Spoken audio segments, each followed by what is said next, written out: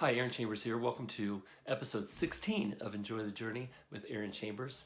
And if you like this podcast, would you please subscribe or share it with other people? I'd really appreciate that. Today I have a message for those who are feeling weary and faint-hearted, and it comes from Hebrews chapter 12.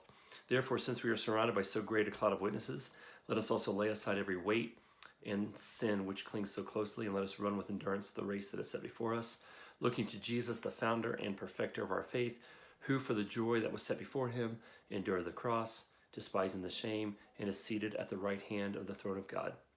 Consider him who endured from sinners such hostility against himself, so that you may not grow weary or faint-hearted. Yeah, just a little story I want to share with you.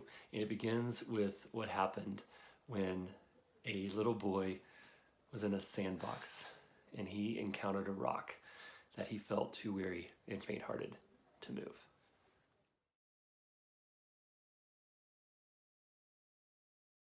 Story of this dad and his son playing in a sandbox. His dad had built a sandbox for his son, and the kid just loved it, and they enjoyed playing together. Well, about 6 weeks after the dad had built the sandbox, he hears crying coming from the backyard, and he goes out there, and his son had been trying to play by himself, and he is crying, and the dad's like, "Hey, what's up, little man?" He's like, "I can't move this rock." And there was a rock that was placed in the middle of the sandbox, and the boy had his little dump truck and he was trying to move that rock. It was really big, it was heavy. And he's like, "I can't move the rock, I can't move the rock." And the dad said, "Well, what have you tried?" And he said, "I've tried using my little dump truck, and I've tried my hand, I've tried kicking it, and nothing can move it." He said, "So you've tried everything?" He's like, "Yeah, I've tried everything." And the dad said, "You haven't tried everything. You haven't asked me." I want to say something that's really important from this passage we're looking at. Because of Jesus, we are stronger than we think we are. Let me personalize that. Because of Jesus Christ, you are stronger than you think you are. And if you're like me, we got a big old rock in our sandbox, right? Called the coronavirus, right? And everything that's come with that. And I know you may be thinking, it won't move, it won't move. And I've tried everything. But have you really tried everything?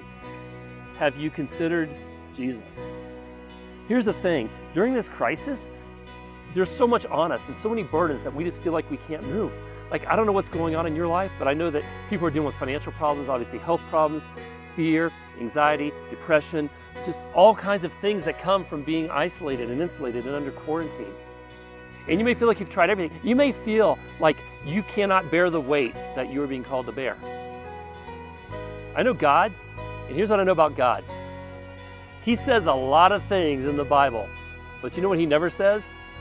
God never says, "I can't." And we see that played out here in the book of Hebrews. In the book of Hebrews, the author points out to us very clearly that we should consider him who endured from sinners such hostility against himself, so that you may not grow weary or faint-hearted. How do we avoid becoming weary and faint-hearted? We allow Jesus to change everything. Because of Jesus Christ, we are stronger. Jesus Christ was a survivor. Jesus Christ pushed through the persecution. Jesus Christ pushed through the ridicule, the mocking. He pushed through the false arrest. He pushed through the abuse. He pushed through the cross and came out the other side, and he rose again. We are so much stronger because of Jesus Christ. And if we consider him, we'll not grow weary and lose heart. Now, I know it's exhausting. Did you guys hear about the mom who was, during this quarantine, was homeschooling her kids, all right? And she wanted a break in the afternoon because she was exhausted. So they go out in the backyard. They can't go to the park or anything. So they go out to the backyard, and they're playing, and the boys want to play Army, so they're playing Army.